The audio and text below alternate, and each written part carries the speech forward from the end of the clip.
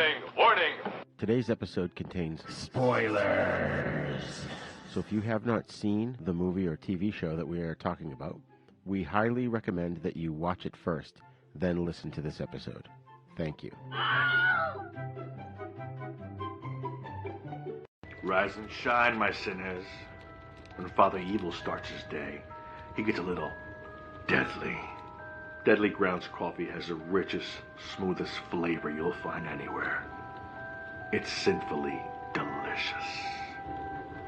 Once you go deadly, you never go back. Order yours at getdeadly.com. Coffee's so good, it's scary.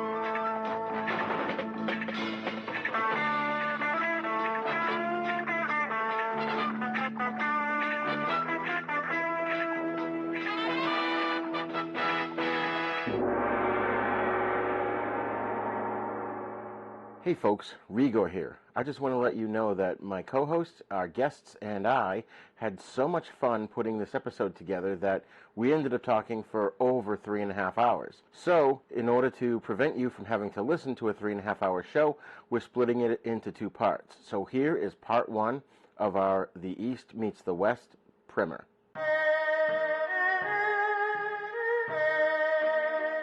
Hi, this is Rigor, and you're listening to a very special episode of The East Meets the West with my co-host, Patsy the Angry Nerd. I'm so glad to be back here with you, Pat. Yeah, I'm glad to be back too. We got a lot of good stuff to talk about, and this is I think this is going to be a really good episode, as always. Yeah. Oh yeah, and this one will be particularly fun. So folks, this episode's not going to be our usual one in which we sort of take a deep dive into first, a Shaw Brothers film and then a spaghetti western. This episode's what we call a primer. Now, I'm going to ask you guys, first of all, the pronunciation. It's spelled Primer. And when you look at that word, it's pronounced primer. And when I looked it up, it said primer is the first coat of paint. A primer, spelled the same way, is like a kid's textbook. So what do you guys think? Because I've heard it pronounced both ways. Oh, I would say primer. Yeah, I think it'll depend if you're watching a British TV show or an American TV show. Because as I've discovered, they pronounce things very differently over there as I binge on Avengers and The Saint and all those wonderful programs of the 60s. Oh, yeah, The Prisoner. All the advertisements they show in between the programs. Yes, aluminum cans, I believe. Yeah. See, that's not even fair. That's just like adding extra letters. Yeah. It's like that's not even a change in pronunciation. It's a total. Would you like some synonym rolls? Yeah, it's a controversy, It's controversy, sir. Yes. You're putting the wrong emphasis on the wrong syllable. Exactly. Well, I've heard it both ways. I'm going to say primer, but if anyone wants to call it primer, it's fine. It's basically what we're doing is we're doing this episode for new listeners, as well as helping current listeners to sort of bone up on their Shaw Brothers and spaghetti western movies, to maybe clarify things that maybe weren't clear before. So we're going to attempt to discuss, actors and directors and writers and, pretty much we're going to try to keep it to the stuff that we've only talked about on the show so far, but there will be mention of things beyond that, and so don't worry about it. We're going to definitely try not to make spoilers of those things. The big thing is we're dealing mainly with foreign films, and, while the spaghetti westerns had a huge American influence, and they had a lot of American actors and crew, a lot of them were targeted to American audiences. we still, being in the U.S., had a connection with them because of obviously our country started from Europe. And we have roots there. But with the Shaw Brothers films, it's a little different because, first of all, there are thousands of martial arts or kung fu films out there, many of them produced between the 60s and the 80s. But out of all of that, at least on this show, we chose to focus on the production studio called the Shaw Brothers, which not only because they put out amazing comedy and drama and horror, but they put out the best of the best in kung fu films from the Asian market, at least from that time period. So, one of the things we've run into is that there are cultural differences, obviously, as well as the names, which we've had a hard time pronouncing. And, not even just pronouncing the names, but sometimes I felt like when I would read a synopsis for a film, I'm totally confusing the audience with all the Chinese names in it, even if it's just the character names. So today we're going to try to just give the audience a little backstory on the Shaw Brothers studio, as well as the spaghetti westerns, and also attempt to clarify some of the things that we've been talking about thus far. So to that end, Patsy and I have two guests on the show today who are more than happy to share their knowledge and expertise about all things Shaw Brothers and spaghetti western. Now, with us today is, first of all, Sevenhooks, who was a DJ, producer, and kung fu movie aficionado ever since his grandfather took him to see a double bill of Dragon Princess and Macho Man in the early 80s. And yes, there is actually a kung fu film called Macho Man, and I'm going to post those pictures that he sent me and the one sheet in the show notes just to prove that sort of thing. And his love turned into outright obsession, coming of age during the second wave of the kung fu movie fandom in America, and being fortunate enough to live in close proximity to New York City, and thus privy to WNEW/Channel 5's infamous Saturday afternoon broadcasts of the Shaw Brothers classics. He pleads guilty to being a prime source of some of these less legitimate versions of some of those Shaw classics as they made their way to the DVD market in the early aughts. And, he's an unapologetic lover and defender of the English dubs. Shout out to Ted Thomas. Sevenhooks has grown to embrace the entire Shaw catalog, including their horror, sexploitation, true crime anthologies, and yes, even Wong Jing's early gambling flicks. So, from an undisclosed location, alongside a complete run of Southern Screen magazines, Sevenhooks is ready to talk Shaws. Welcome to the show, Sevenhooks. Many thanks. Awesome. So glad to have you. And also joining Patsy and myself and Sevenhooks is John Grace, who has contributed to the fanzines called Oriental Cinema, Asian Cult Cinema, Wang's Chop, Cashier du Cinémat, and Exploitation Retrospect for over 30 years. He's appeared on podcasts since 2011, spent most of the decade co-hosting the Midnight Movie Cowboys, which you can find at midnightmoviecowboys.com, Stitcher, and Apple Podcasts. This guy, he's to blame for retitling Crippled Avengers as The Return of the Five Venoms, which we'll talk about in a little bit. So welcome to the show, John. And yes, I blame you for the confusion about the Venom films. It's an honor to be here. Awesome. And actually, I had messaged Patsy this morning that the version of Crippled Avengers that we watched on Prime, or at least the one that I watched, was called The Return of the Deadly Venoms. How did that take hold, John, and become canon? That's pretty funny. It's a case where a pirated release ended up becoming the regular title, which apparently has happened a few times in this genre. But in the late 90s, a friend of mine, Garo Nagosian, acquired some 35 millimeters of some Shaw Brothers films, and he got one of Mortal Kombat, which was the English print or American print of Return of the Five Venoms, or excuse me, Crippled Avengers, as we call it. Back then, when you were soliciting to video stores and retailers, it wasn't done on the internet, and it was done by catalogs and flyers. And if anybody worked in a video store, they might have memories of this. And they were going to retitle Mortal Kombat because they could not call it Mortal Kombat because the video game and the movie had that title, even though it's slightly misspelled. They couldn't call it that, so they were going to call it Five Venoms 2, or Five Deadly Venoms 2. And I told Garo, I said, don't call it that. Call it Return of the Five Deadly Venoms, because that's a real, a more exciting title than Five Venoms 2. That's just kind of dull. And also, you may not get solicitations if that video store or retailer already has the Master Arts bootleg of 5 Venoms on the shelf. So it was a pure catalog, technical marketing retitle. And I said, it won't matter when people watch the movie. They won't care that it's not related to the 5 Deadly Venoms. It is simply the same actors and director. And it's such a exciting and superior film that I don't think they're going to care about the retitle. Well, they released it like that, and I wrote the box copy for the Crash Cinema release. I actually wrote the back of it with the kind of exploitation movie language, and sell the sizzle, not the steak, is the way you write that stuff. Right.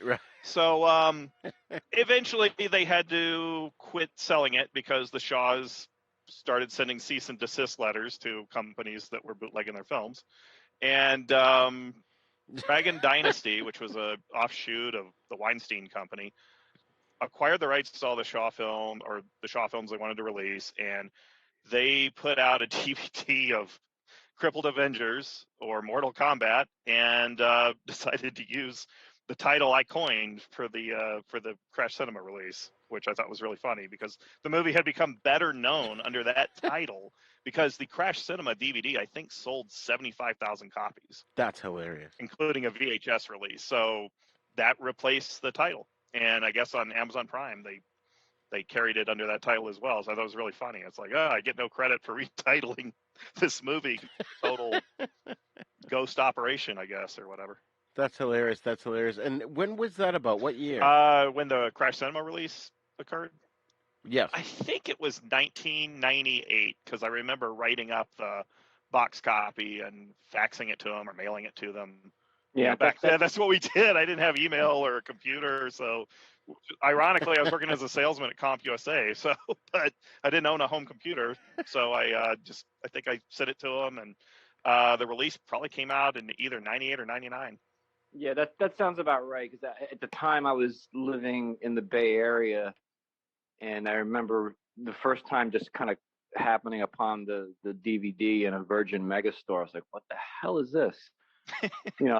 Little did I know. I think I even knew you back then. Yeah, but little did I know you had anything to do with it at the time. But yeah, it was a smart move. That's hilarious. That's so funny. And yeah, that was like sort of right around the times of the beginning of the internet. So you weren't able to look up such things as like who were the Venom Mob and like to know that it wasn't a sequel. You know what I mean?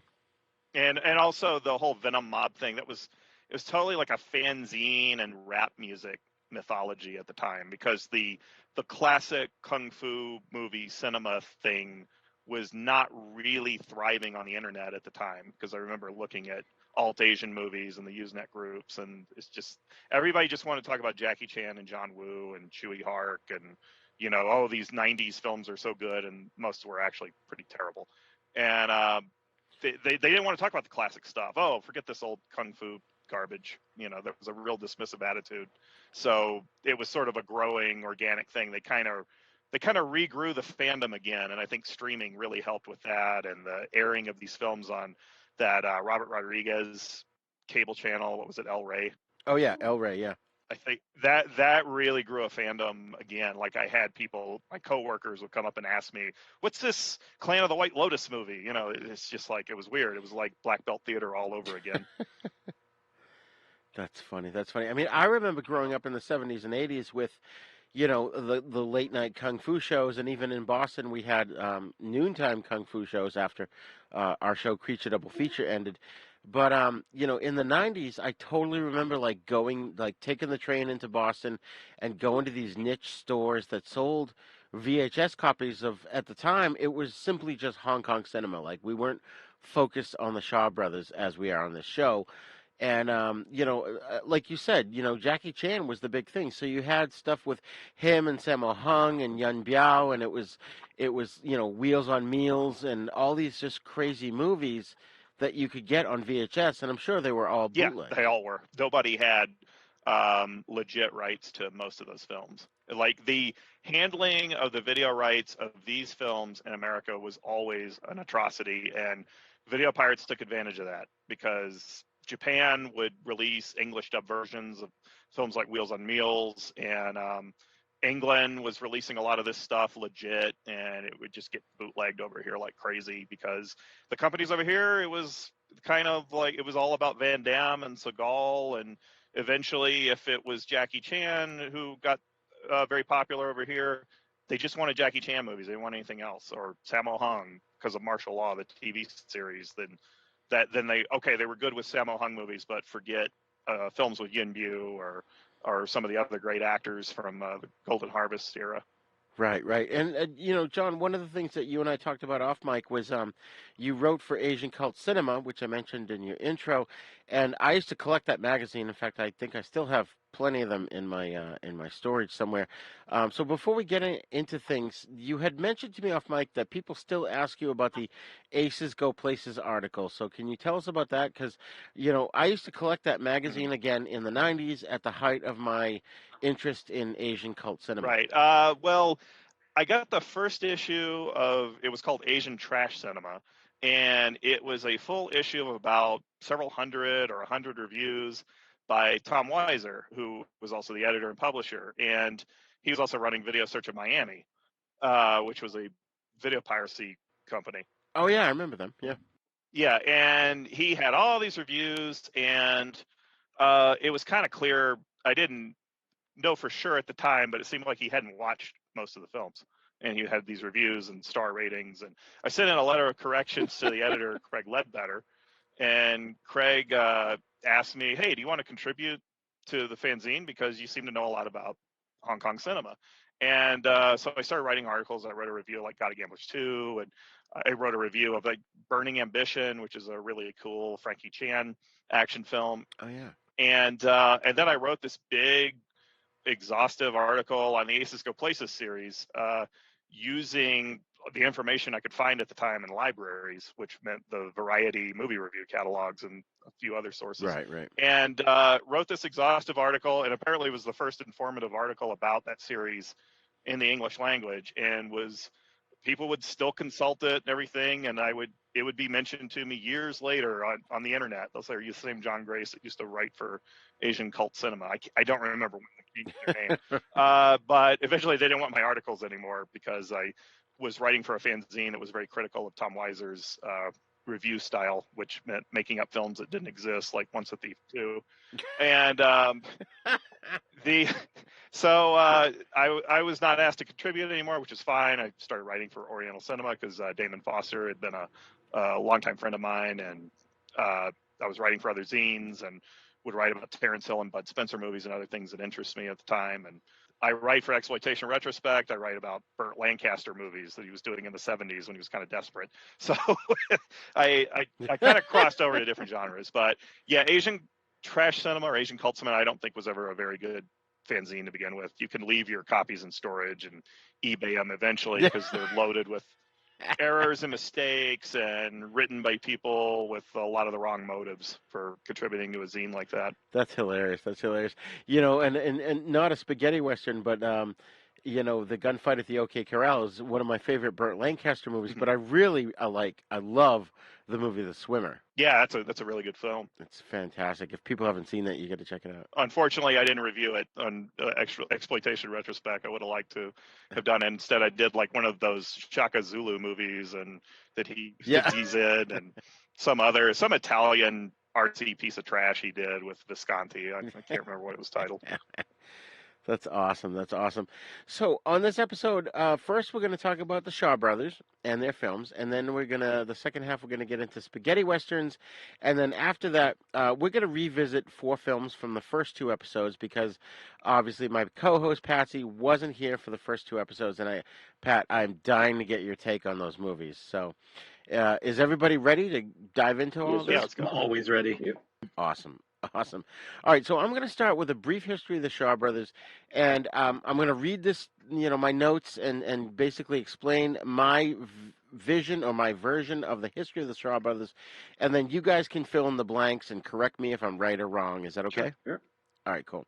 All right, so from my research, I've gathered that the Shaw Brothers is a production company from Hong Kong that started in the 1920s. They've made over 900 films, most notably of which are amazing epic martial arts films, mainly produced from the 60s to the 80s.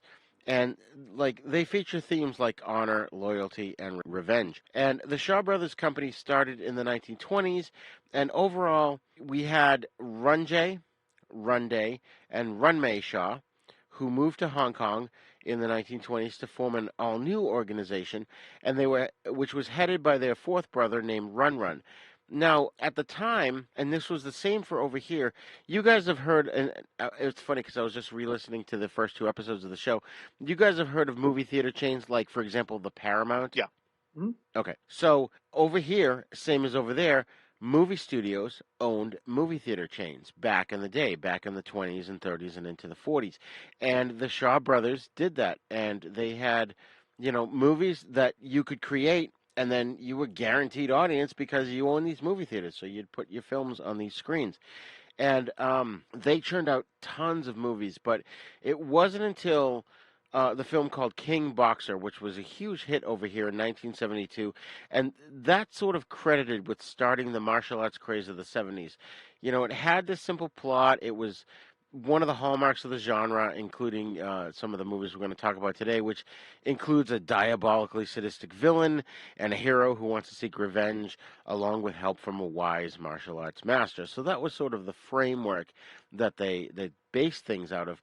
But the Shaw Brothers studio was huge. I mean, they had a place called Movie Town, which had over 1,300 permanent employees, and their worldwide success was simply undeniable. That their films. It blended larger than life characters with fast paced action and creative practical effects because we didn't have CGI back then.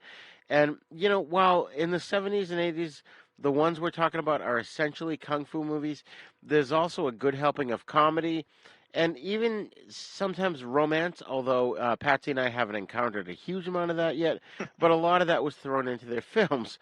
So, one of the most prolific and talented directors that we've talked about that has worked for the Shaws was Chang Cheh, and he directed over 94 films for the Shaws. He wrote about 88 of those. This guy is known as the godfather of Hong Kong cinema. He was heavily influenced by people like Akira Kurosawa, Sergio Leone, Sam Peckinpah, Hideo Gosha, and Che brought elements from those directors' movies into his own work, and he sort of revolutionized Hong Kong filmmaking. And his swordplay films of the 60s, including, the One-Armed Swordsman, they were filled with bloody scenes of the hero cutting his way through a room full of opponents.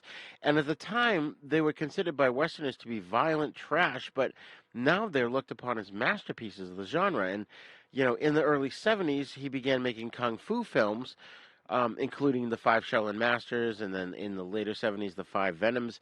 And he would make like 4 or 5 movies in a single year. And, his earlier kung fu movies were done in collaboration with this choreographer named Lau Kar Lung, who Chang worked with along with choreographer Tong Gai on earlier films. And with Lau on the set of Disciples of Shaolin, Chang Cheh sort of started a troupe of actors. And the guys he pulled together were the guys that we've been talking about on the show. They're Sun Chen, Chang Sheng, Philip Kwok, Lo Meng, Lu Feng, Wei Pai, and Yu Tai Ping, and they would all become known as the Venoms, or the Venom Mob as they are, or the Five Weapons Guy as they're known in Taiwan. And they were actors and choreographers in his films.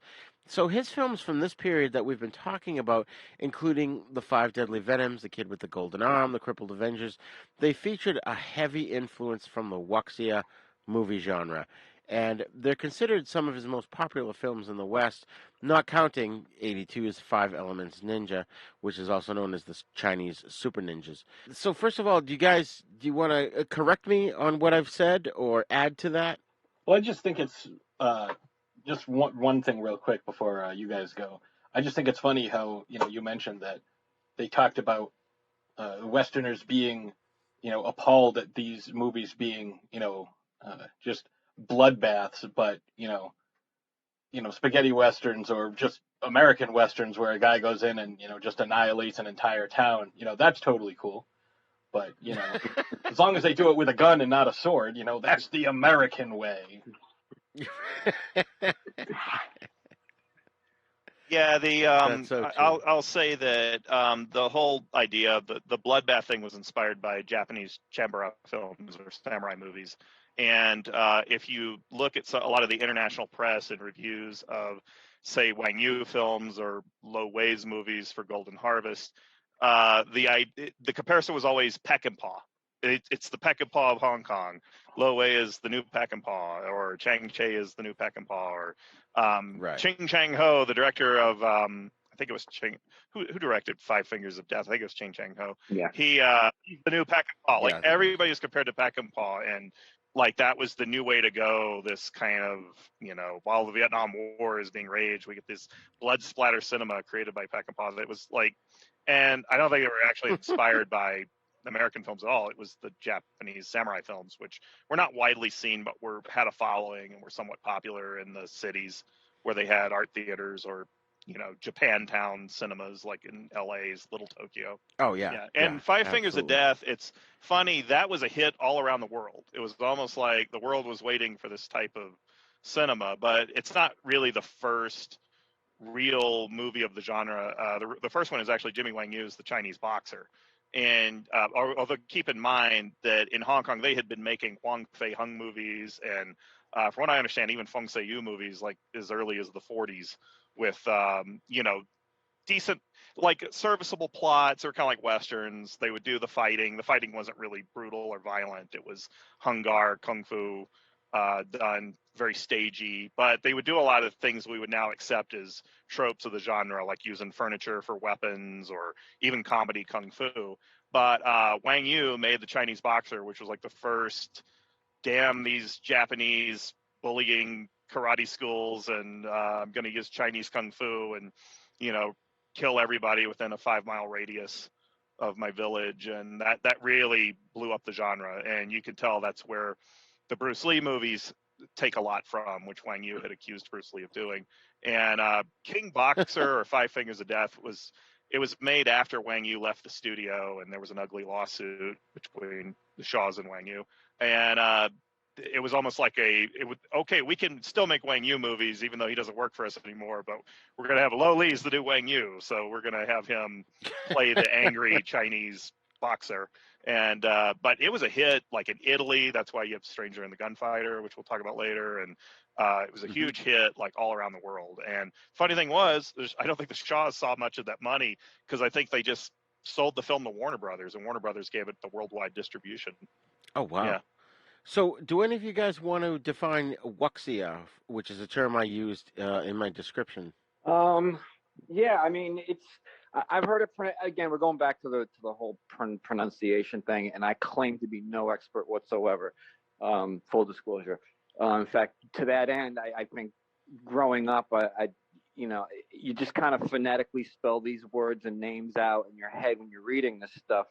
And then maybe you find somebody that was like a Hong Kong expat, and they tell you, oh, no, in Cantonese, that's Lao Carlong. And the whole time I've been calling it Lu Chan Lang. Interesting. Interesting. And what's the definition? In terms of, wuxia? Oh, yeah. See, you said it some other way. Like, in my head, it's wuxia. I said wuxia, how it's spelled, yeah. Like I said, tomato. My definition, I just, it's a genre that's it seems to be more swordplay based, and I could be wrong about this, John. You can correct me if I'm wrong. I kind of separate kung fu and wuxia as like between swordplay and hand-to-hand fighting. And I do the same in Hong Kong. I think they call kung fu films are referred to as boxing films. Yes. So yeah. And the wuxia are the sword films. Now what the Venoms made, I guess they're still considered boxing dramas or boxing films, but they have a lot of gothic and wuxia elements and a lot of mystery, and a lot of that comes from the writer Ni Kuang, who was a big pulp writer in addition to being a very prolific screenwriter. But he created sort of a Hong Kong version of Doc Savage in like the 1960s called Wisely, and they've made a couple of movies with the Wisely character. And he's also created some other interesting pulp characters. But his work has never been translated over here except for these kung fu films, which he wrote quite a few of them. Nice. Yeah, I've also heard of it as not even just swordplay, but they're just adventures of martial artists in ancient China. Right. And they could be opera, It could be film, television, all different forms. They're still making them today. Yeah, the king of wuxia novels was Jin Yong, or he's also called Louis Chu or something. Yeah, Louis Cha, I think, and then Louis Cha, yeah. Yeah, and then Gu Long would be a close second, I would say. Right, and he wrote a lot of pulp novels about the brave archer and the demigods and demi devils, something like that, crazy titles, and he created a lot of these characters. The Avenging Eagle, a bunch of classic Shaw Brothers films are based on his work, and he's finally getting, after his death, of course, he's finally getting his stuff translated in English and sold over here. I think they're called Hero Reborn or something like that. They've given them some solid translations, and a respectable publisher has put them out. But he's responsible for a lot of the wuxia stories you see filmed by the Shaws and maybe some indies in the 70s and 80s. But when you name wuxia films, I immediately just think of Chu Yan's movies, Yep. which are very pretty, colorful. They have swordplay, but action doesn't really seem to be the point. They have crazy stories, they have weird gimmicks and weird villains, and what we would probably call comic book or pulpy elements in them. And they're fun to watch, and I like a few of them, but they're very different from what Chang Cheh and Liu Jialiang and Sun Chung would make. Yeah, and I would just add to that I think John, I think we spoke about this not long ago too, that with regarding Chang Cheh's adaptations of some of the Jin Yong stuff or Louis Cha's works, besides The Brave Archer, there was like Sword Stained with Royal Blood, I think. Right.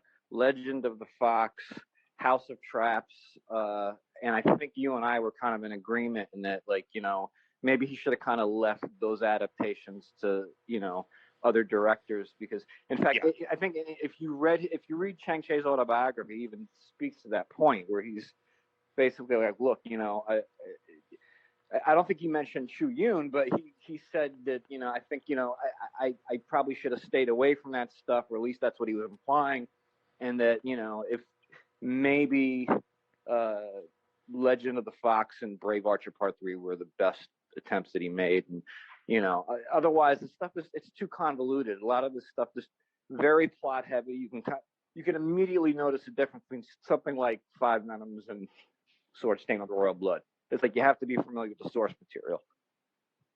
Yeah, because he's a very stagey director, and if you're dealing with fantasy, which is requires a very widescreen, very cinematic style of storytelling and a lot of fantasy elements and special effects, and Chang Cheh just didn't really seem all that interested in that type of storytelling. He was more into blood and thunder and hard-boiled type of stuff that's very flesh and blood. And it doesn't, when he does those novels, it just doesn't seem to work, or he doesn't seem like the right director for him. Right. And those three movies that you mentioned, we haven't actually covered yet in the Venom Mob franchise. But, Patsy and I have explained, or at least discussed on many occasions, how, Chang Cheh's direction, at least in the films so far that we've covered on the show, you get to see everything, right, Pat? I mean, do you want to elaborate on about, how we can actually see things in a fight scene? Yeah, one of the things that I've frequently brought up on this show is, comparative to, any type of martial arts film that you'll see mainstream, especially today, especially the big budget, superhero films, is, a guy throws a punch and there's 3 cuts. It's ridiculous. But with the Venom films, you could have a full 10-minute fight scene, and the only real cut you're going to see is, maybe something being played backwards because a guy is supposedly jumping backwards 10 or 15 feet in the air, and it's just him jumping down being played in reverse. But, or, some sort of acrobatics that, involve some sort of exaggerated leaping ability, or, anything like that. But, you'll see, 70, 80 moves in a row, whether it's with a weapon or whether it's just hand to hand, with some impressive acrobatics, guys flipping over tables, doing backflips, whatever it happens to be. And there's no cuts. It's just the camera panning left to right, up or down, following the action. There's no cut. It's not like, okay, you start to throw a punch. All right, now let me show you from the other side so we can't see the stunt guy, and then let me switch back so that we don't see your stunt guy. Like, it's ridiculous, you know. But these fight scenes are so well choreographed, and they're so interesting. Like, they draw you in, even if you're not really paying attention to the film. I could imagine that the fight scenes, like, say, you know, you were walking by, you know, and somebody was watching it, and, you know, like, oh, I don't care about this, but then you see a fight scene going on, even when the guys are just kind of messing around or training, you know, like stuff that you would see towards the beginning of these films. It's like, wow, like, that's really impressive, and these guys are just screwing around, you know, just having a good time. And then, like, when you get to the real fight scenes, one of the things that I have noticed is these guys will go almost an entire fight and might land one or two punches until, like, the killing blow at the end. Right. Yeah, I think you've kind of you're nailing what I think is the rewatchable appeal of these movies, is that it's almost like it's a long Jack Kirby splash page. Yeah. And you're getting action in the foreground and action in the background, and there's no cuts. And these guys, and you know, it would sometimes take them days, sometimes a month or 2 months to shoot an entire fight scene, believe it or not. Really? Yeah, I believe it. Yeah, I interviewed Donnie Yen in 1996 with a couple of friends of mine in an interview that was never published anywhere, and I think it's been lost. But I asked him at the time, he was just kind of up and coming. I was like, why are the fights so good in these 70s Shaw Brothers films, like a Liu Jialiang movie, as opposed to how they are now, where it's all quick cut and everything? And Donnie just straight up told me, he goes, if Liu Jialiang, or I think he called him Lau Garlong, he said if he needed 2 months to film one fight scene, Run Shaw would give him the studio and the time to do that, the set and everything. Wow. He would give him that time to do it. Because if you think about it, the Shaw Brothers studio, it's not like Run was paying himself on the studio rental. It was like, no, he's just paying the crew to make movies on these sets that he owns. So keep the cost down. So he's like, oh, if Lau Garlong needs 2 months to shoot the final fight in Martial Club, I'll give it to him. And you know, and I'll if the movie's a hit, I'll give him a Ferrari as a bonus or whatever, you know, which is, I think, is what happened. And and I mean, I've also spoken to Lu Feng. We'll get into that later, but Lu Feng kind of confirmed that they had all the time they needed to do perfect fight scenes that they had to do. Like, they were getting all the time, whereas American films, and Scott Adkins and other current stars will complain about this, they said they'll get 4 hours to do a fight scene, or 1 day. At best they get 2 days to do a fight scene, so they don't get to do the type of stuff you get to do in the Hong Kong films of the 70s and 80s. I will just say, just to kind of cut in for a second, I fucking love Donnie Yen. So just throwing that out there. Yeah. Okay. But you'll notice, like, even today, they can't seem to duplicate that style of action anymore, because you don't have the natural athletes or trained athletes performing in martial arts movies, you know, who can do this type of fight scene. It just doesn't exist anymore. Those skills don't exist. Sammo Hung even said in an interview that the younger generations, they're not into martial arts. They just want to play video games and work cubicle jobs or whatever. They don't care about this type of pursuit.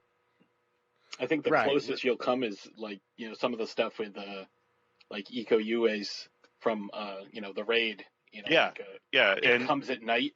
Oof. Right, and that is or The Night Comes for Us. The Night Comes for Us. Sorry. Right. Those movies, the Raid films, are directed by a Scotsman who is just a big fan of this stuff, like Shaw Brothers films and Golden Harvest movies. And so he goes to Indonesia to make this type of film. He finds those guys, and they just basically, if you watch them, and if you're a longtime fan, you're just like, oh, I can see where they're taking from Righting Wrongs, and they're taking this from Heart of the Dragon, and, you know, that sort of thing. You can spot their influences, but it is very impressive what they do. They're like the only guys really doing those type of action scenes today. And then you get those guys, you know, in mainstream. You see them in John Wick and Star Wars. Mm-hmm. Yeah. There's their cameo in the or their small role in John Wick 3, was it? I thought that was hilarious. It's the best part of the film. Yeah, and it's funny, I got a question that just came to me that, you mentioned Golden Harvest, and in my mind, and I want to know if I'm correct in this. So to me, Golden Harvest is to Shaw as Amicus is to Hammer. Does that sound about right? It's more like, uh, well, yeah, it's sort of like a 20th Century Fox to Shaw Brothers Warner Brothers, because Fox would be the studio where you had the lower budgeted productions, or um, the Golden Harvest was never on the Shaw Brothers level. It was only when the Shaws kind of decided to cut back on film production that Golden Harvest had that big rise, because in the Right. 70s, Golden Harvest, they struck gold with Bruce Lee. He Right. dies. They are floundering until Michael Hui comes over to Golden Harvest and brings his two brothers with him, or the brothers all come over, the Hui brothers, who were very popular on television. Michael Hui had made some movies for the Shaw brothers, and but I don't think any of them were big hits. Maybe one was, but he makes Games Gamblers Play and starts the wave of the Hui brothers comedies, which were every year those are released in the 70s. They're the number one hits. Like Games Gamblers Play, I think, is the biggest hit the year it came out. Private Eyes was like in '77 or '76 was the biggest hit of all time. '78, the year Five Venoms was released.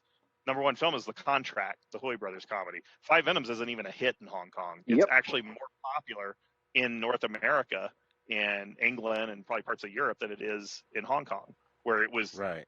not really celebrated. One reason was the Venoms are mostly Taiwanese actors, and it's really tough for Taiwanese actors to get over in Hong Kong as stars.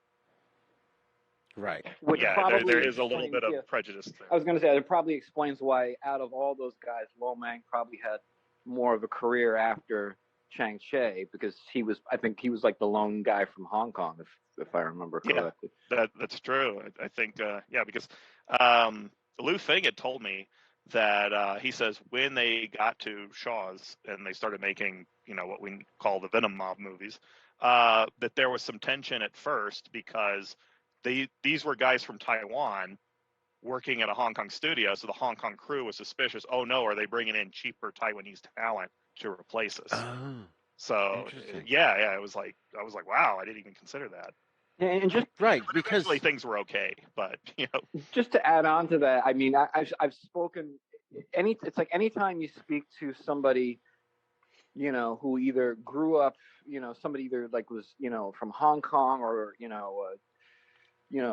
ethnic Chinese, or grew up watching these films in Chinese and Mandarin, or Cantonese. It's like when you talk to them about the Venoms, it's almost like they're like, who? Yeah.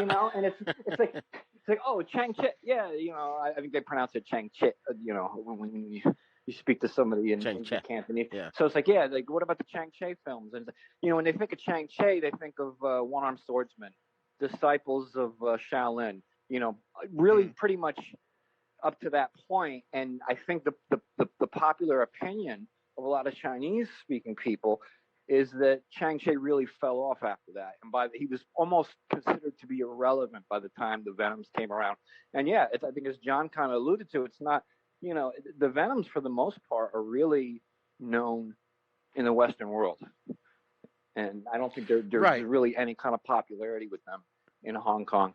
Right. Chinese-speaking. Well, and it's funny because, when I started the show, I didn't know what I was doing. I just wanted to learn about Shaw Brothers films and spaghetti westerns. And I happened upon, I'd seen Five Deadly Venoms as a kid, and I knew that was a great movie, and I wanted to revisit it and talk about it. And, there was a lot more to the mythos of it in real life than was actually there. Like I always remembered it as being a very scary kind of horror movie type thing, and it wasn't, but it was still a great movie. And so we started with that, and then I think for the second episode I found Crippled Avengers, but I think I found it under the title of, Return of the Five Deadly Venoms. So I wanted to see what that was all about, and that sort of got us on the path of the Venom Mob. And then Patsy joined us on episode 3, and we decided, let's cover the Venom Mob films, because This is interesting.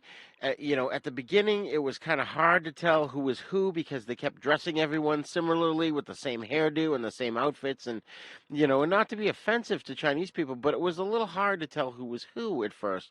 So I figured if we stayed with the same actors for several films, we'll get used to them, and we did. We know them all now.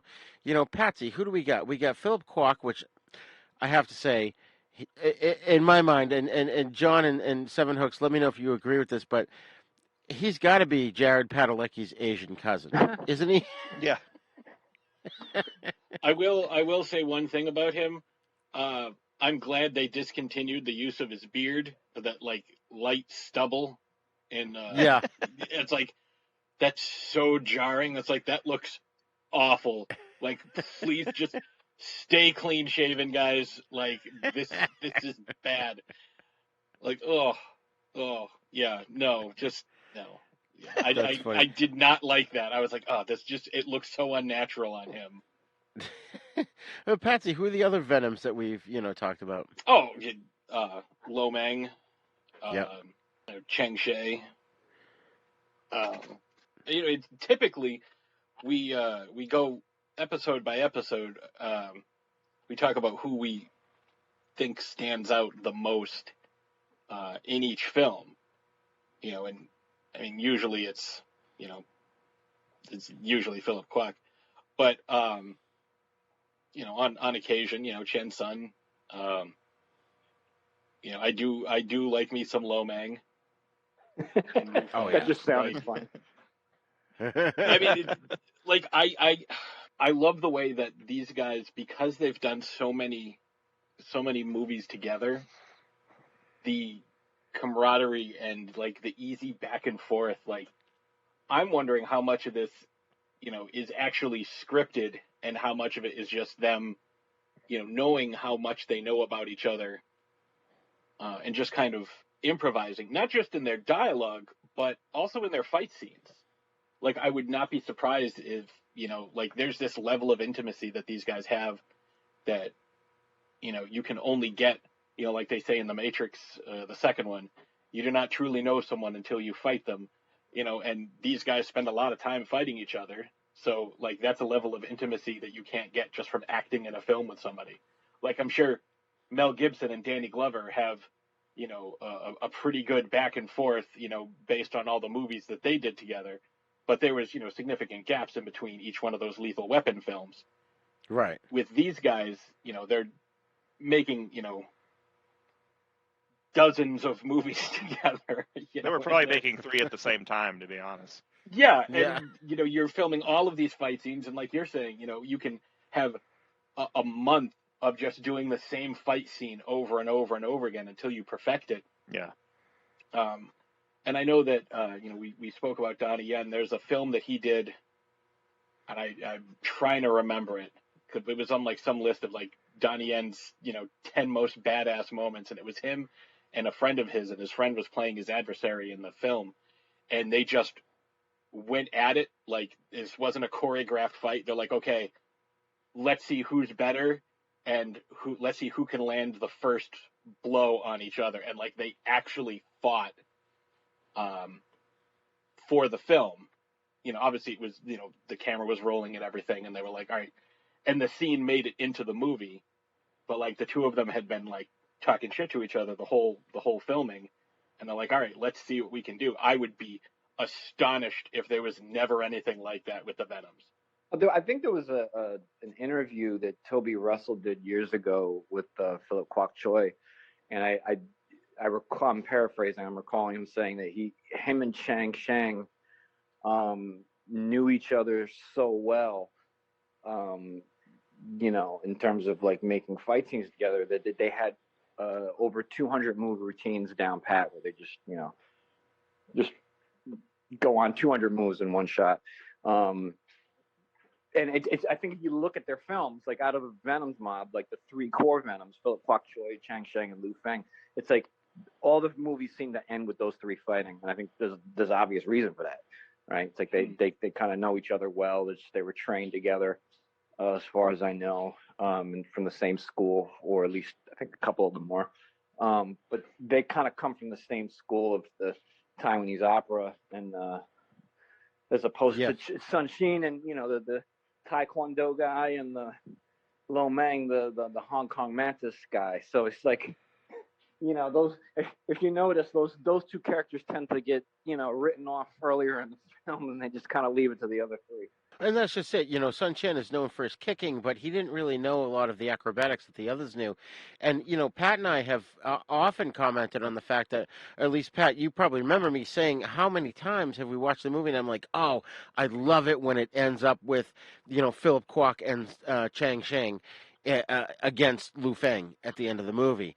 And even in revisiting Crippled Avengers, which we will get into, the two of them trained together in a scene, and it was just amazing watching these two guys, as has been pointed out already, that they knew each other from school, and they knew their moves, and it was just so obvious that they were so comfortable working together. Yeah, it's comparable to, like, Ric Flair versus Ricky Steamboat. These guys who've just wrestled endlessly and know their moves and know how to call a wrestling match, without missing a spot. Or one time I witnessed a live luchador event. It was El Hijo del Santo versus, I believe, Blue Demon Jr. Blue Demon, yeah. Yeah, and they just went out there. It's like you could tell they had probably done the same match 200 times because every move was perfect.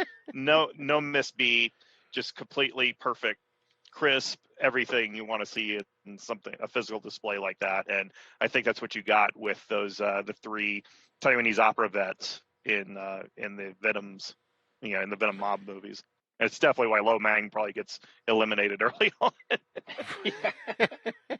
But it's always, and it's always, brilliant. It's, it's like a ballet. It's a choreographed dance with these guys, and it doesn't matter what they're doing. Swords, sure. Spears, okay. Axes, fine. Bare fists, that's cool too. It doesn't flags. matter. Yeah, flags. Flags. Jesus. Don't get me started on the flags. Oh my God. Yeah, which are similar to Peking opera spears that they would use when they were kids. Mm-hmm. When they would perform the Peking opera plays, or if you want to call it Taiwanese opera, I guess you can. Yeah, and it's so good. It's so good. Hello, this is Rod Barnett. I'm the host of The Bloody Pit, the podcast that examines films from across the decades. On The Bloody Pit, we have several ongoing series of shows within the show focused on specific things in genre cinema that I and my co-hosts find fascinating. There's a long-running series focused on Italian maestro Antonio Margheriti's films from the 1960s all the way up through 1990. There's an on-again, off-again series focused on 1970s science fiction films. There's an in-depth look at the Western movies that William Castle made before he struck out on his own and became the horror auteur that we know and love. A look at the classic Coffin Joe films from Brazil.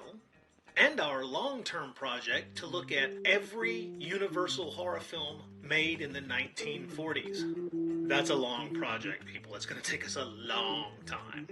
Sprinkled in amongst those are various other episodes focused on other stranger areas of cinema, like Lucio Fulci, Dario Argento, and even some obscure British crime films from time to time.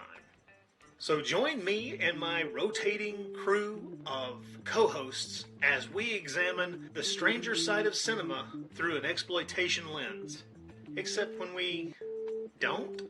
Yeah, you never really know exactly what to expect on The Bloody Pit. So join me for The Bloody Pit.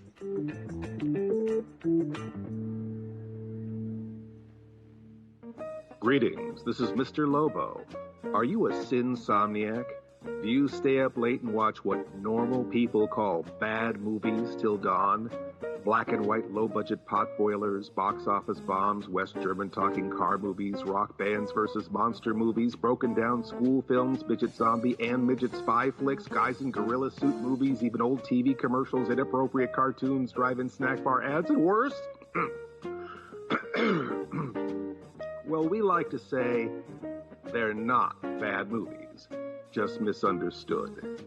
Stay up late with Miss Mittens, your host, Mr. Lobo, and a revolving door of special guests, fellow horror movie hosts, robot monsters, and lovely Real 7 girls for a late-night TV slumber party that we call Cinema Insomnia. You can watch us on channel OSI 74 for Roku. We even have some episodes on Amazon and Alpha Video DVD. You may never get a good night's sleep again.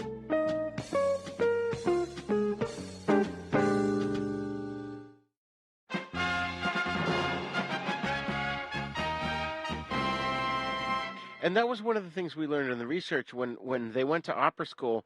It wasn't opera the way we know opera, like it wasn't kill the wabbit, kill the web. It was all kinds of different things. It was acrobatics and gymnastics and kung fu and, you know, all these things that they were trained in, especially Chang Sheng and Philip Kwok.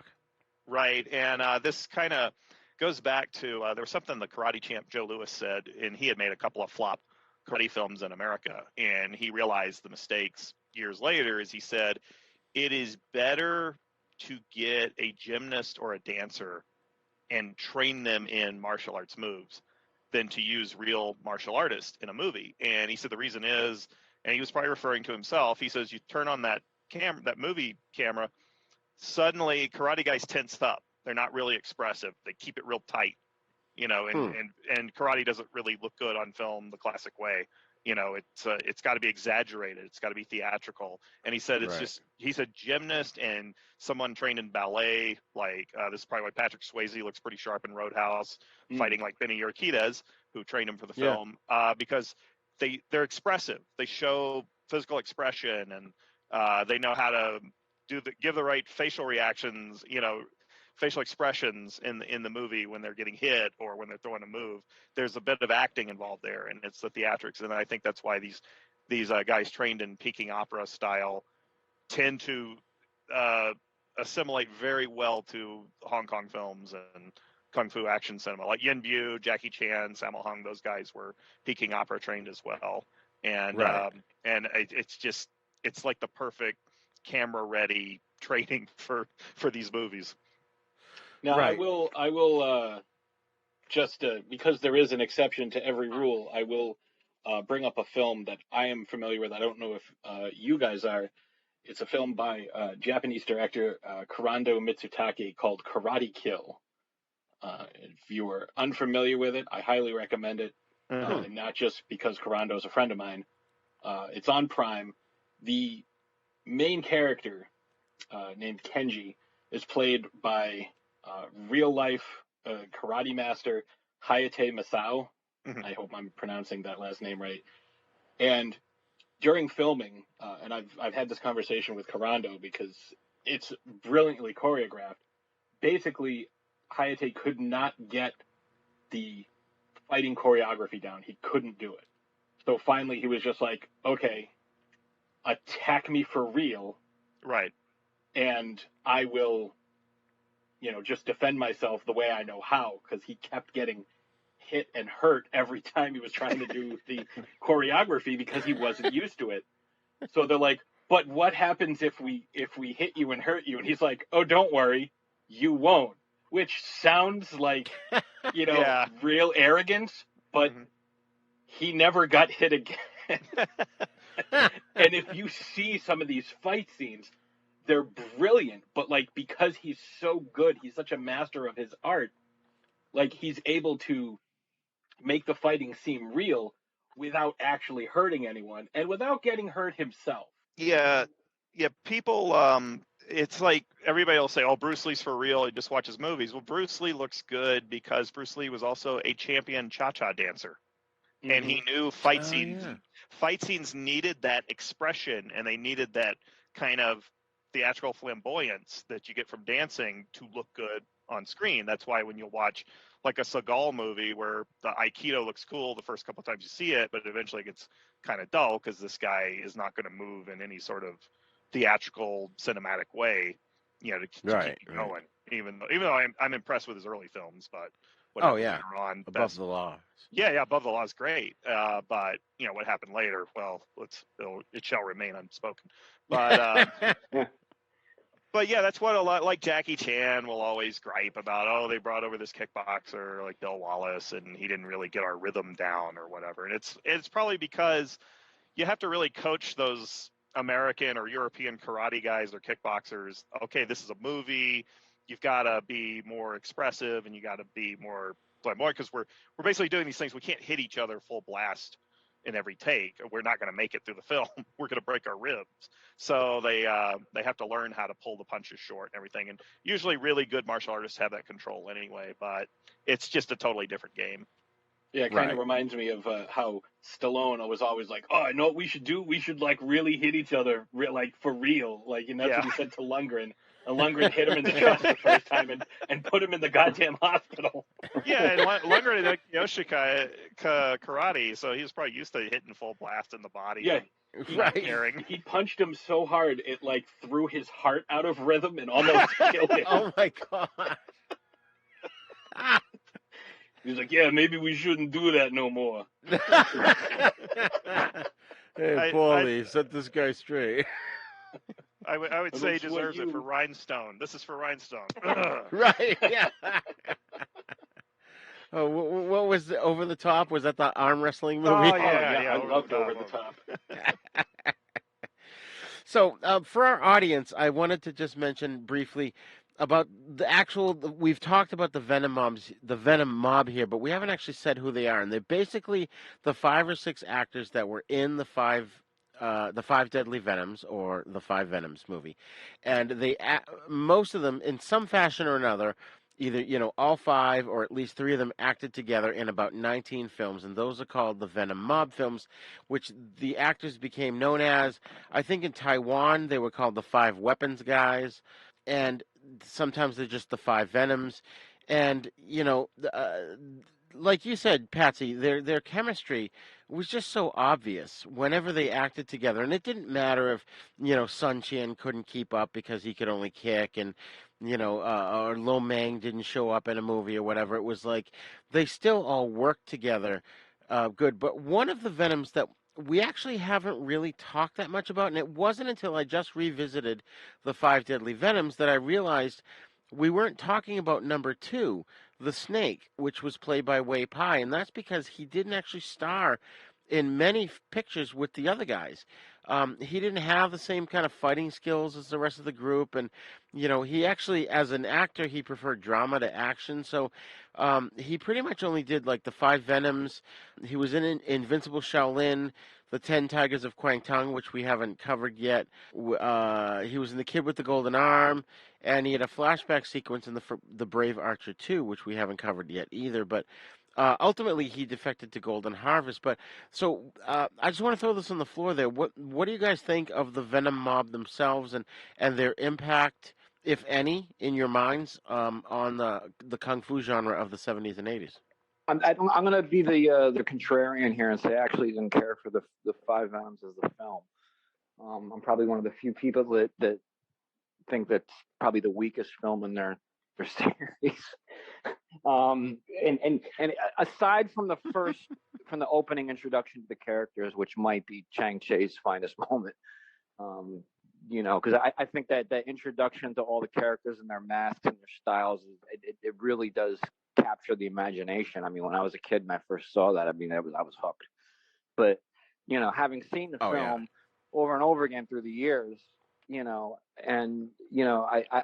I totally get what you're saying about, you kind of looked at this originally as almost like a horror film, and it does have this kind of Hammer-esque gothic element to it. It's kind of boring. There's not a lot of action.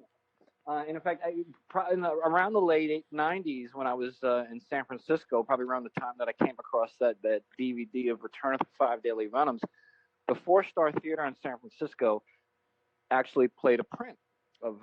They had a print of it. Unfortunately, it was a 16 millimeter print. Oh, geez. But we get there, and everybody's excited, and then about halfway through the movie, I kind of look around, and half the audience is asleep. not to shit on the movie. I mean, it's very. I love the look of it. I love the feel of it. I love the gothic kind of vibe it has. In fact, I'm actually really partial to that. There was a very kind of specific, maybe 2-year period in Chang-Chi's career when he was doing films like Five Venoms, I think Life Gamble, which I think you guys covered. Yeah. The first 2 Brave Archer films, like around 77, 78. I think that was like a really cool period in his filmography. For some reason, though, those few films in that particular era, a specific era, those couple of years, I'm very partial to. But I'll say one other thing, because I was listening to the first episode you guys did covering the Five Venoms, and I'm just gonna assume everybody that's listening has seen this, so I'm gonna, if that's okay with you. Spoilers, go right ahead. Be damned. Yeah. I just re-listened to the first 2 episodes today, and we tried to cover, but I mean, this movie's 40 years old. Yeah, so. At this point. So you've been warned either way. So at some point it's revealed, there needs to be a big reveal about the Scorpion. Like, he's the only one left. Who is this guy? And in kind of putting this film in the context of the time it was released, I'm kind of convinced that since this was Shang-Chi's sort of introduction to these group of people, that he was, probably thinking, well, the audience is not really familiar with these guys yet. And if you remember, Wang Lung-Wei plays the film, and he's the judge in the film.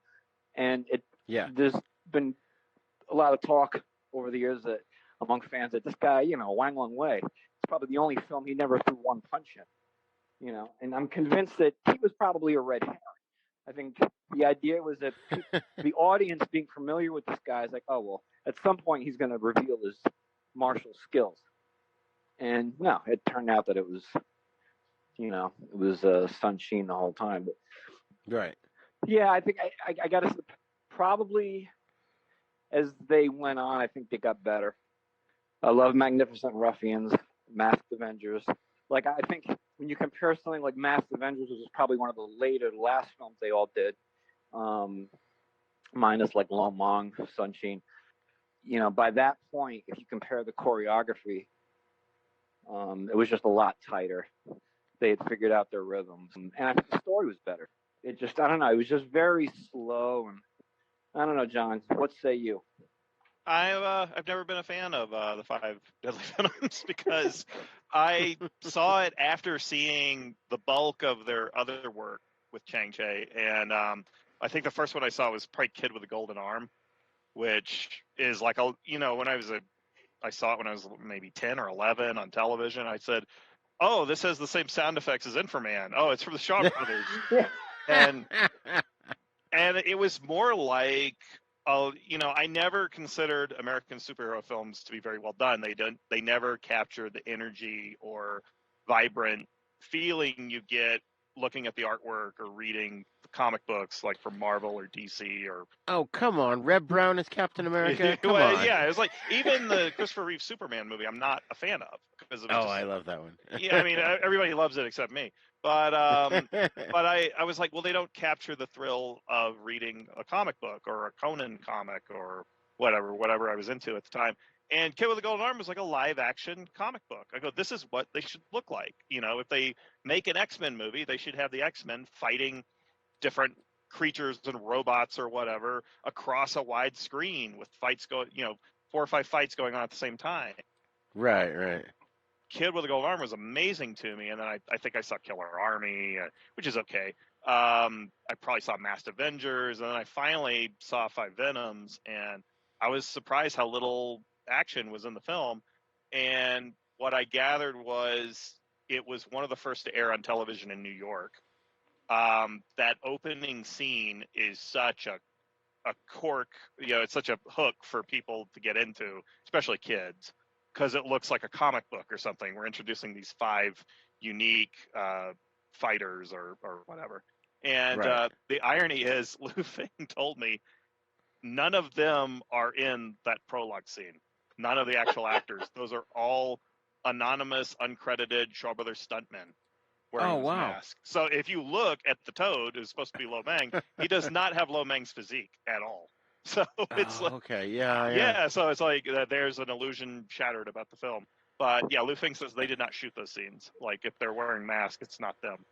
So it's, and maybe that was to keep the mystery going. And the choreographer of Five Venoms was Dr. Lung Ting, who's a very controversial character in the Wing Chun world. And he came up with those animal styles. They don't exist in real kung fu systems. And he had sort of invented them. And you have the snake and the the toad and all that, and they were just based on Lung Ting's imagination. And now Lung Ting is a funny character because if you Google him, there's a huge controversy because he claims that he was Yip Man's personal student during the last years of Yip Man's life, and he has photoshopped pics of him in obviously like 1980 Lung Ting hanging out with 1969 Yip Man. It's like he's not really good at the whole fraud thing. So much for the doctor ranking. But Lung Ting, I think, only worked on like a couple of those films, and then eventually Philip Kuo, I always call him Kuo Chui, was the choreographer along with the other guys. They kind of just did their own thing. The film is I don't know. It's very sluggish to me. I don't care for the pacing. It's tolerable in the English dub. I saw it in Mandarin with subtitles at the Alamo Drafthouse, and I found that very frustrating because Celestial's new subtitles for these films are so bad. The snake guy is called the Snake Spirit Dude. Right. I'm pretty sure that's not in the original script. I thought the Alamo really screwed up doing the Mandarin with subtitled prints because it's not how the fans in this country or England enjoy these films. And probably Africa as well, because I think in various African countries these were released English dubbed. So we know those voices, and Ted Thomas's dubbing is actually far more accurate than what you get from these subtitles. And there's a lot of elements to the film. It's because I saw it probably last or saw it later after the other Venom films that I never really got into it the way a lot of other fans did, because I know those TV broadcasts were legendary. And and also you kind of want at the finale, you want them all in the mask. You want like a big Marvel Comics Toho type fight where they're all wearing the mask and they're just ripping furniture around and stuff. And it doesn't really happen that way because that's what it seems to be building up to. And then it kind of keeps the whole Judge D mystery going. And it's and I agree with Sevenhooks that this was Wang Lung-wei was there as a red herring. Interesting. Well, since we're talking about the movie, let's get it out of the way here. So, Patsy, I'm dying to know what your opinion of the 5 Deadly Venoms was. Well, I kind of agree with these guys. It's very light on the action, although the fight scenes that they did have, I enjoyed. I watched it in English with subtitles just so I could get the difference, and there's subtle variants. Obviously the Snake Spirit Dude was definitely one that caught me off guard. But Gecko to Lizard, it's like, okay, that's fine. Like little things, but like if I had only watched with the subtitles or I'd only watched with the English dub, I would have seen a very different movie. The conversations that were being had, the translations were very different. Usually it's close. Maybe there's an idiomatic expression that doesn't have an English to Chinese or Chinese to English exact translation, and you'll get that. It's like, oh, it's like, oh, people like that are 12 for 10 cents. It's like, oh, they must mean a dime a dozen, but there wasn't anything like that. There was like significant differences. So I found that to be interesting. Yeah. Also, the biggest thing for me that I found lacking in this movie compared to some of the other Venom films, and one of the things that I always talk about that I enjoy so much, is the lightheartedness or not quite comedic interactions between some of the characters. but just like the lightheartedness, like guys enjoying themselves, having fun, like characters that are, like, oh, I'm just, a happy-go-lucky dude that could kill you with, both arms tied behind my back because I'm just this nasty martial artist. But, having, like John was saying with the masks, totally different characters. It's like that's totally different actors behind the mask. So it's like, oh, you don't know who this is. It's like, yeah, because you cheated. Like, it's like, it's like, oh, I wonder who's, behind this Batman mask. And, that Ben Affleck is playing Batman, but then you take the mask off and it's Matt Damon. And it's like, wait a minute, what?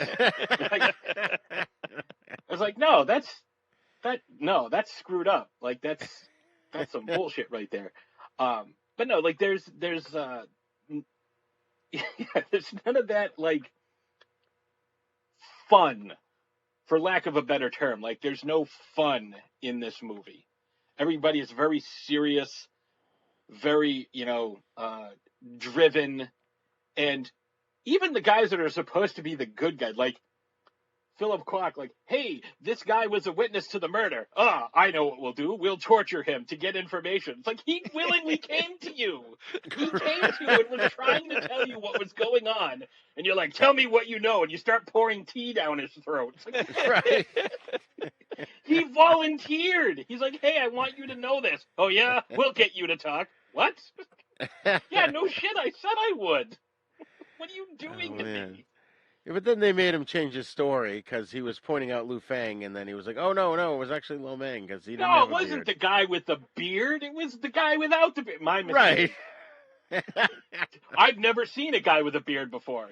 Like, that was one of the translations. It's like, wait a minute, you're looking at like 4 guys with beards right in front of you. Like, that is very unreliable testimony. The cult following is all about timing. I really think that's what it is. It just was broadcast on TV at just the right time, and where a lot of kids saw it and got into it and saw, like with a lot of horror films, you will talk to people who think Texas Chainsaw Massacre is loaded with gore and scenes of a chainsaw hitting a body and guts falling out. Right. Like a horror film, I think a child's imagination made that movie more than it was in their head when they were trying to remember it, because we didn't all have VCRs back then, so it wasn't like you could tape the movies and rewatch them. It's like they saw more than they really did, Well, yeah, I'm gonna have to be the odd man out here because I had that experience and I remembered, vaguely about the film, and like I said before, I remembered that it was much scarier than obviously it was. And, I re-listened to my first episode of The East Meets the West, and which Spency Domepiece and I dissected the film, and I watched it again yesterday. And I have to say, I enjoyed it. And I was almost going to go so far as to say, well, I can see why this is considered the best of the Venom films. But after hearing your arguments, I understand where you guys are coming from. But yeah, all right. So, and I did time it. It wasn't until 40 minutes that the action actually started in the film, and I got that. And I was kind of going, well, where's the action here? I didn't necessarily feel they needed to wear their masks. I wasn't thinking that when it came to the end fight, because at that point you knew who everybody was, so it didn't really matter if they had their masks on or not. But I just enjoyed the intrigue. Actually, for me, the enjoyment was after having watched all these Venom films and then like finally knowing who all they are and being able to recognize them, and then going back and rewatching this first film, where I could go, oh yeah, there's Philip Kwok and there's Liu Fang and there's Lo Mang and all those guys. I had a bit of a more enjoyment of it even than before when I watched it, which I enjoyed it the first time I watched it, at least for the show. So I'm going to be the odd man out and say that I actually liked this film. I enjoyed the colors. I enjoyed Chang-Chi's use of shadows in this movie, which he doesn't do a whole heck of a lot in the later films, especially like in the jail scenes. There's a lot of, light coming through the bars, and you can, you get the shadows of the crisscross of the bars on people's faces. You don't get that in later films. Well, I'm going to burst quite a few bubbles with this statement, but it's probably because Chang-Chi there's been a lot of dispute over how much he really directed of the 5 Venoms, because Robert Ty has claimed he's the real director, and he was the co-choreographer and second unit guy in the film.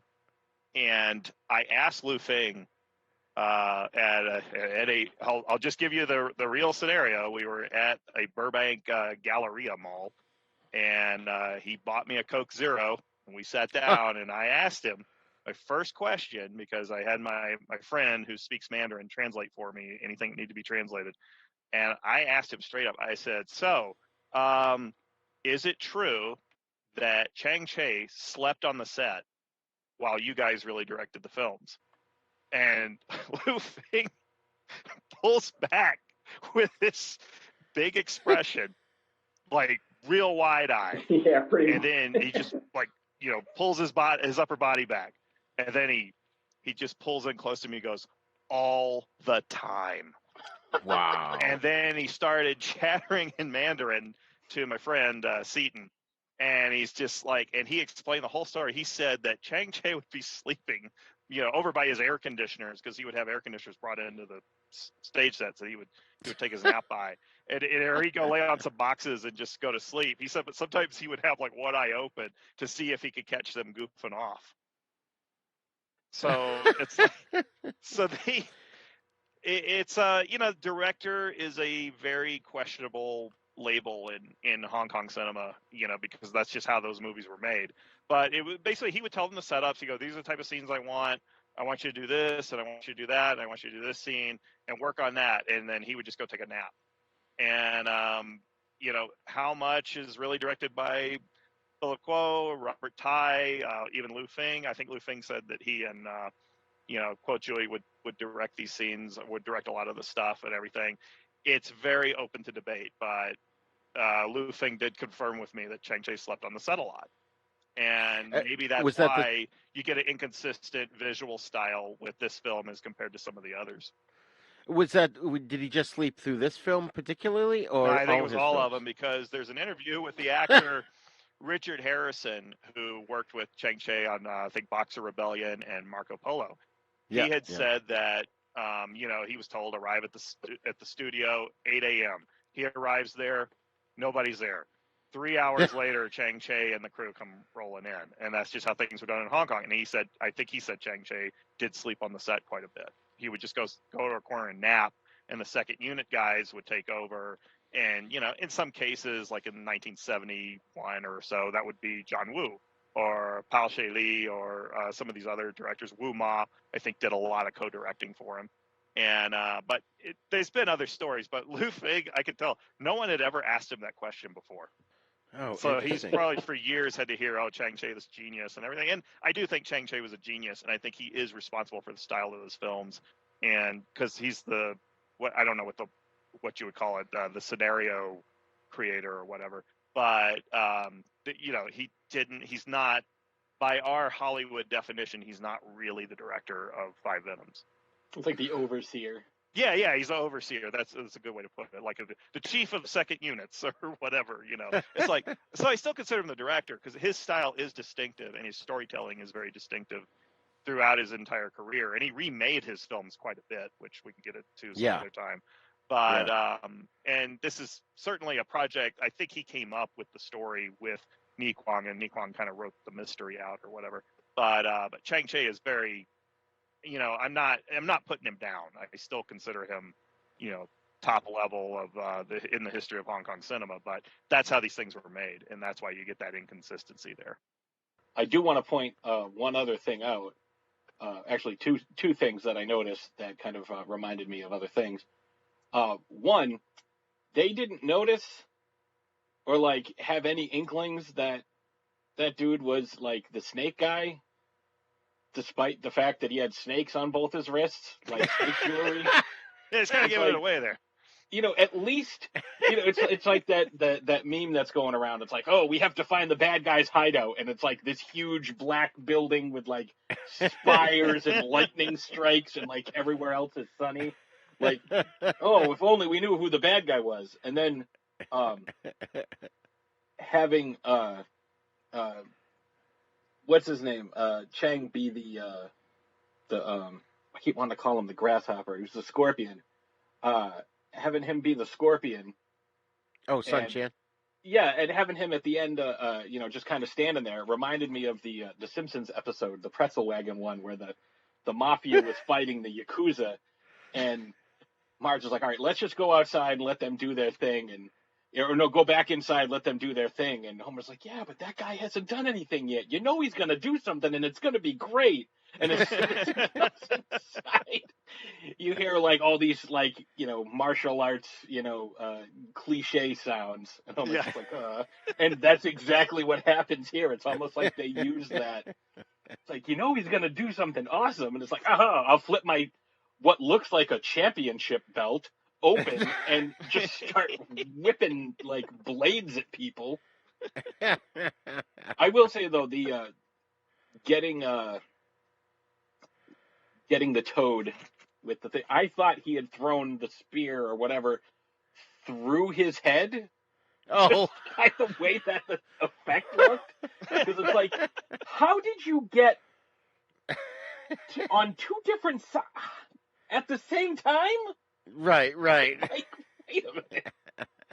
It was probably something done by two different units. Like Robert Tai might have been directing one scene, and Lung Ting or even Philip Kuo may have been directing another scene, and the editor had to piece that together. And I'm sure that was a nightmare for the editors. Yeah, so I'm just like, how did he get two things in each side of his head at the same time from two different angles from one guy? Unless they were like he curved them somehow, but we never saw him do that in the film. Like everything was just straight ahead. It's like, you're running away. I'll show you. Chang Che's pre-nap orders were probably misunderstood. Yeah. And they didn't feel like going back and reshooting it. So I will say this does have, if you've listened to the show, you know that this is one of my favorite cliches of all of the Venom films. Oh no, I've suffered this catastrophic injury that should kill me. That's all right, I can keep fighting for another 15 minutes till it's time for me to die. My intestines are hanging out, but that's all right, I'll use them to strangle you. But he has important plot information. So. Yes, yeah. And that was funny too, because Lo Mang is like nigh invulnerable, like the Tick, until he gets stabbed in the ears, and then forget it, he's over. He's my done. enchanted earlobe. How did you know? Right. It's the one part of him that didn't get the Kung Fu Iron Body conditioning, Right. Iron Vest, I think they call it. Yeah, and that's the thing. They had the Iron Maiden. Iron Maiden, excellent. Yes. But they had the Iron Maiden, but in the subtitles it was called the Coat of 1,000 Needles or something. Yes. Yeah. It's an Iron Maiden. Like in the dub, they call it an Iron Maiden. Yeah. Like, right.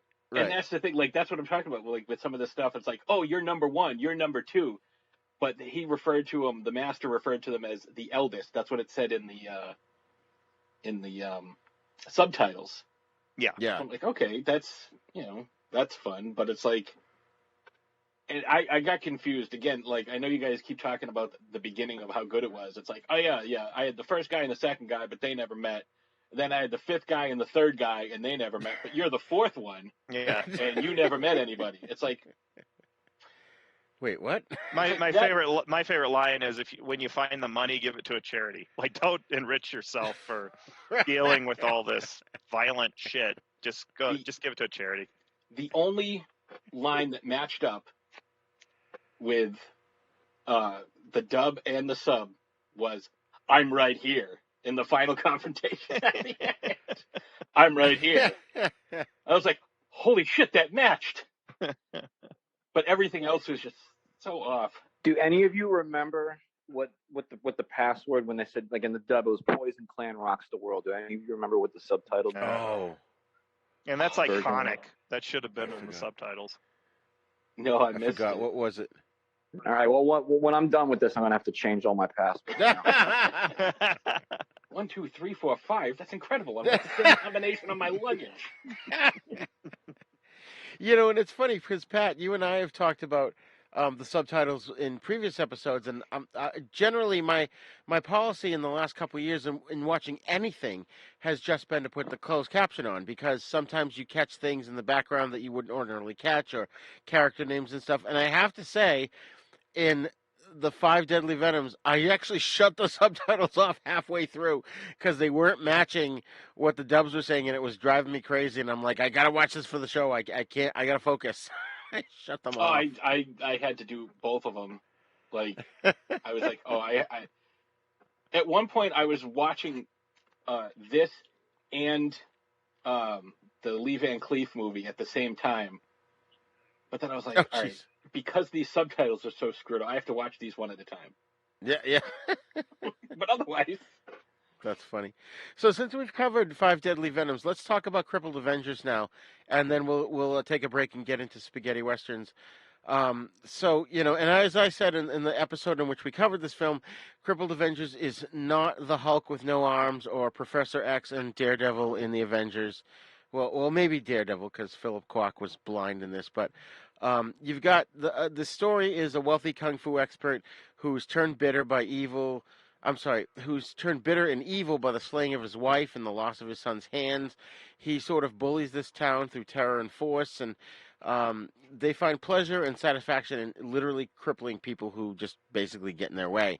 And so 4 of those guys that get crippled, one is a hawker who gets blinded, one's a blacksmith who's made mutant deaf, one's a drifter who loses his legs, and one's a fighter who basically loses his sanity. The 4 of them band together and use their disabilities to the best of their advantage, and they're tested time and time again and demonstrate their strengths and abilities. And so I'd like to talk about this movie. John, what did you think of this film? And when did you first see it? I love it. I first saw it at Black Belt Theater probably in '86 or so. It's the live action comic book. It's filled with action. It has some of the scenes are like with Philip Kwok as the blind fighter are lifted from Zatoichi movies, but that's a great influence to have, right? Because Zatoichi movies later influenced the Daredevil comics in the '80s. I think when Frank Miller took over the writing. Right.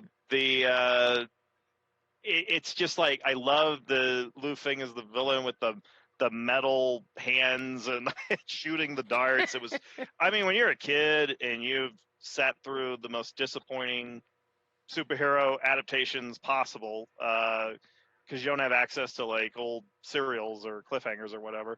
It's just seeing that. It's like, okay, this is what I wish I could see in like an X-Men movie or an Iron Man movie or Spider-Man movie or whatever the hell. It's just like this was like amazing stuff. And just like the acrobatics at the end, from what I understand, like my friend Garrow, he had screened this film a couple of times, I believe, at the Coolidge Corner, and he said that last fight had people on their feet applauding, like the crowd went crazy for it because the acrobatics are so perfectly performed and the whole action is staged so well. It's just like it's a joy to watch, and I think this is probably it's sort of neck and neck with Kid with a Golden Arm as my favorite Venoms film. Nice. Sevenhooks, your opinion on the Crippled Avengers? Loved it. I was going through some of my old Southern screens recently, and I used to that was the Shaw Brothers in-house magazine that they used to put out once a month, and the issue I was looking at was covering Crippled Avengers, but at the time it hadn't been released, and the working title in English was Handicapped Avengers. I loved it. It was another one that I actually saw at the same theater in San Francisco, the 4-star, back in the late '90s. But there was actually a 35 millimeter print, and I believe it was probably, I think it was, if I'm not mistaken, it was the same exact print that was probably used by Crash Cinema, because I know that was floating around for a while in different theaters for different screenings. But because it had that same scene, where the guys like, they're trying to disclose the fact that Sun Chin actually has real iron feet on the guy. Yeah. And I think that scene was in this particular print was kind of screwy, or there was some frames missing, but it's like, yeah, that looks a little familiar. I loved it. in comparison to being in the same theater watching Five Venoms and Crippled Avengers, the audience for this one, on the other hand, loved it. I really loved, in particular, the scene where Philip Kwok Choi is, he's already blinded and he's just taken in, they go to the teacher to train them, martial arts styles, according to whatever their particular handicap is. And the very first thing he does is the teacher throws some leaves in the air. And his very first attempt, he just manages, without being able to say a goddamn thing, just throws these darts behind him and catches all three leaves perfectly. So he's got a career ahead of him. And then just one other scene of note that I love was it was shot very well, I thought, or very effectively, was where Lo Mang loses his hearing and there's pretty much a sustained silence for about 2 minutes on screen. Yeah. Loved it. That was great. Patsy, what about you? I mean, I'm going to have to echo what these guys say. But I mean, if you're looking for a superhero film, this is it. It really is, how you would want, Marvel to really take over and do, fight scenes and handle superheroes, or DC or whatever. I mean, the closest that I can correlate these two, if you want to talk about, actual, because the movies, forget about it. The movie fight scenes are absolute atrocities if guys aren't shooting lasers at each other. It's 900 cuts for a 30-second fight. You lose me. But if you want to talk to me about the hallway fight scene in Daredevil, the TV show, or the prison hallway fight scene in The Punisher, right? Oh yeah. Or the four-way fight with the Defenders, where all four of them are going down the hallway. Yeah. Those few, that's done right, and this really gave me a sense of those types of fights where it's, these awesome characters and kind of tailoring the cinematic style to the various disabilities of the characters, the silence, for the deaf character, it's almost like the story's being told from their point of view, because I love the way that worked. I will say though, the thing with the metal legs, all I could think of was the Stephen Wright joke. It's I once knew a man with wooden legs but real feet. Yeah. That's hilarious. But yeah, it's so well done. It obviously has, some of the cliche stuff that, you're going to find in every one of these movies, but I really can't recommend this one enough. This might be my favorite so far. Nice. I'm glad you got a chance to finally see it, because we'd been sort of dancing around it because I had already covered that on episode 2. But I'm gonna rewatch it because I had to watch it at double speed. But right. So I'm gonna rewatch it, to catch all the subtleties and nuance. Yeah. But yeah, I really liked the characters. I liked the depth of the the storytelling. And again, it's typical Shaw Brothers film where someone's wrong. It's I'll avenge you. Oh no, now I'm an idiot. Yeah. Although that kind of made me think of I think it was Casino, when Pesci was crushing the guy's head in the vice. Yeah. I definitely thought it was. I complain a lot about the lightheartedness. As I said for the first film. This kind of took it a little too far, where it's I'm doing all these kung fu moves, but I'm laughing I got my head crushed in a vice, and I can't understand the gravity of the situation. Oh, wait, that is what happened. Yeah, well, and he had gone crazy because they squashed his head, See, I didn't get he went crazy. I got his cognitive abilities were severely impaired, and now he was partially, not like lobotomized, but like he definitely had some brain damage. Yeah, he was like childlike, not crazy, I guess, the wrong word. Yeah, But like that's, that was my interpretation, was he was just, I don't want to say dumb, but like he was the idiot. greatly impaired. The idiot. He was greatly, like, idiot in the sense of like that's the term they used for, people who were, impaired Right. at that time. Yeah. Like not a duh idiot or a panicky idiot. Yeah. Or as the British used to say, spastic. Right.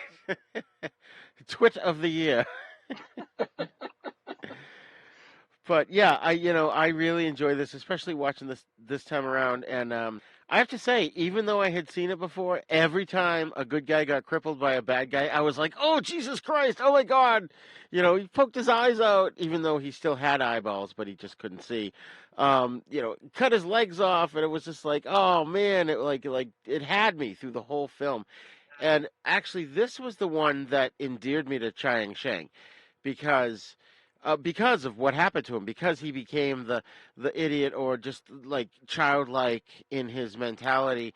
His acting changed. Like he was very serious. He was going to avenge them in the first third of the film, and then they crushed his head, and then he was like nutsy cuckoo, but he was still awesome. He still had all his fighting skill, and I loved that about him, and that sort of endeared me to him as an actor and in these films.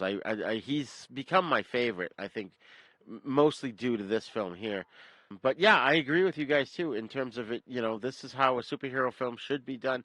Even the villain, Lo Fang, Lu Fang, his arms not only can shoot stuff, but he can extend them out and chop trees down with them. Yes. I think How the cool only is that? way that this could have been made better is if like each one of these guys, like their thing, like they could have like combined into like, Crippled Avenger Voltron. Like that would have been the best. It's cripple time. Obviously you have, Go-Go Gadget, arms for, the bad guy. Right. So you're not that far off. I can add to that. You've actually made a good point, because I believe the Go Nagai robot cartoons were very big on Hong Kong TV at the time. I would not be surprised if something like Get a Robo G or Grandizer inspired the idea of these metal hands that shoot darts and blades. I wouldn't be shocked at all, because it looks just like them. So I had an influence. Yeah. And it's funny, one element of this film that I really liked was, and it was a very subtle character thing they did between Lo Mang and Philip Kwok, because Philip Kwok was blind and Lo Mang couldn't hear or speak. So they would communicate to each other by sort of writing the Chinese characters on each other's hands, and then they would have to hold on to each other throughout certain combat scenes, which was great because, Philip Kwok, even though he was amazing and could fight as if he could see, he still needed to be grounded in reality. Yeah. And I just loved that dynamic between the two, that it was like these sort of brothers joining forces, helping each other out in a way that, seeing and hearing people didn't need to do, Mm-hmm. It gives the film a little bit of heart that it otherwise might not have had. And admittedly not as common as you'd think among a lot of kung fu films. Is like it gives it a sense of humanity and pathos that you're just not going to get anywhere else in these type of films. Exactly. So before we take our break, is there anything else you guys want to say about Shaw Brothers films and what we've talked about so far, the Venom Mob and all those guys? That's about it. I have one thing weird to add that I just stumbled upon on IMDb. I found the listing for Crippled Avengers. According to the trivia, this was an influence on a Star Trek Deep Space Nine episode. And I'm not a big Star Trek viewer, so I did not know this. Apparently it's called Blood Oath. Oh, yeah. Yeah, and apparently they believe that they basically lifted the plot from this film for that episode. So I guess I'm going to have to go to Netflix and hunt this one down and take a look at it. I've never seen Deep Space Nine in my life, so that'll be amusing. Same. I'm not familiar with it at all.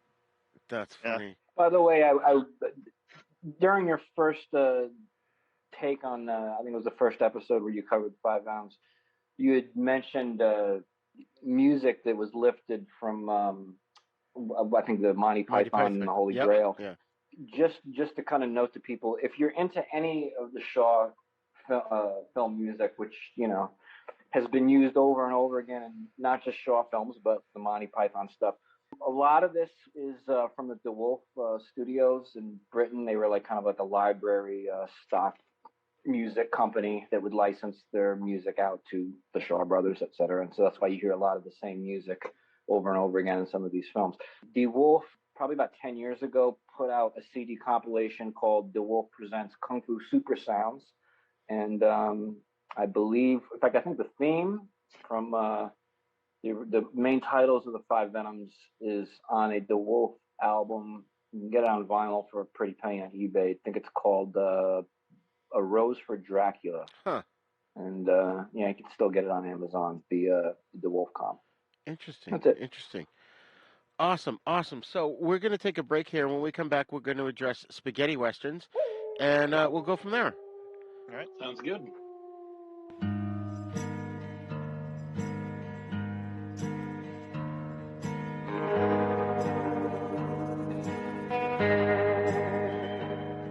Well, thank you for joining us on part 1 of our The East Meets the West primer. We hope you enjoyed it. We hope you learned something. And if you're new to the show, we hope that you were able to kind of catch up on what's been going on. And if you're an existing listener, we hope that it was a good refresher for you, and maybe you picked up a few facts that you hadn't previously known. Thank you, and we'll see you next time on part 2. The East Meets the West is intended for educational and entertainment purposes only. All clips played on the show are property of their copyright holders. All other material is copyright Jupiter Media.